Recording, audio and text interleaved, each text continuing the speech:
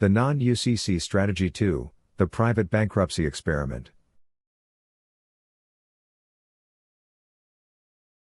1. The setup.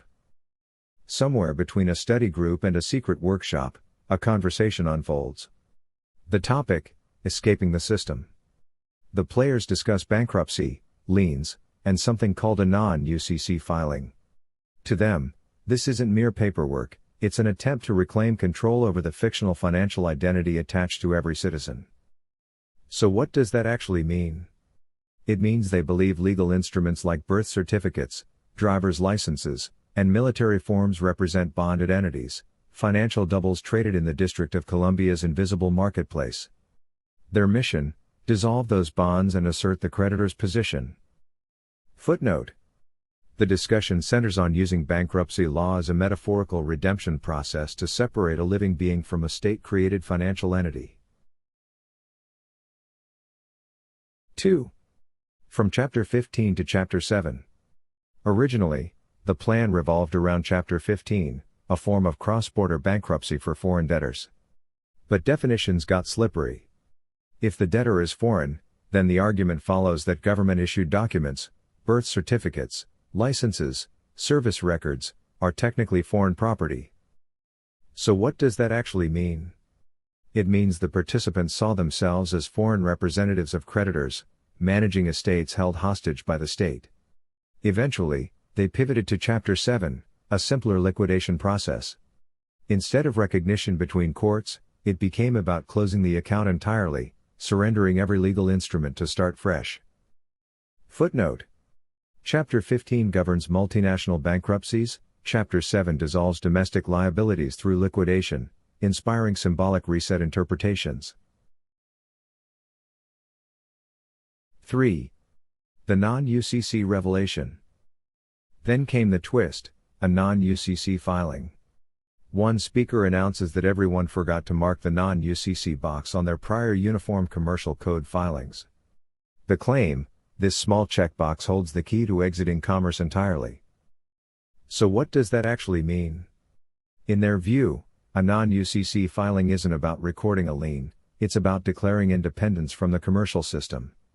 It's private, unrecorded, invisible. Instead of registering with the Secretary of State, it's kept locally, sometimes even hidden. Think of it as a symbolic act of sovereignty, not a lawful process recognized by any jurisdiction. Footnote: a non-UCC filing has no recognized legal effect but symbolizes rejection of commercial jurisdiction in sovereign citizen circles. 4. The logic of the claim. Each participant believes they're both debtor and creditor, two roles in one name. The debtor represents the legal fiction, the creditor represents the living being. To settle the child labor contract, they must claim unpaid performance and payment bonds linked to their Social Security and birth records. So what does that actually mean? It means they see every citizen as an unacknowledged contributor to a vast trust, whose labor was pledged at birth. The non-UCC lien, then, becomes a spiritual invoice, a way to get paid for life itself. Footnote: the conversation reinterprets trust law and labor theory, framing government records as evidence of involuntary servitude contracts. 5. The exit plan. The final act: surrender everything, Social Security, driver's license, DD 214, birth certificate, and vanish from the commercial matrix. One participant claims a woman succeeded and is about to receive a debit card worth hundreds of millions. The room falls silent, hope rises. So what does that actually mean? It means they're trying to leave the system by playing within its paperwork, convinced that the right combination of forms will unlock financial emancipation. It's a mix of law, faith, and desperation, a bureaucratic alchemy where ink replaces gold. Footnote: the alleged redemption narrative combines elements of bankruptcy, trust collapse, and mythology of secret treasury accounts. 6.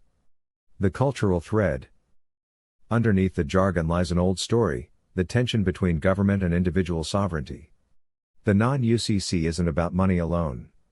It's about autonomy, privacy, and mistrust of invisible systems that assign value to human life. Their discussions merge scripture, law, and folklore, all orbiting a single idea, that freedom might still be found in fine print. So what does that actually mean? It means they're chasing a paradox, liberation through forms created by the very authority they reject. It's poetic, tragic, and oddly consistent with human nature. When the rules get too heavy, people invent their own. Footnote. The ideology reflects broader sovereign citizen and redemption movement beliefs blending legal formalism with anti-institutional sentiment.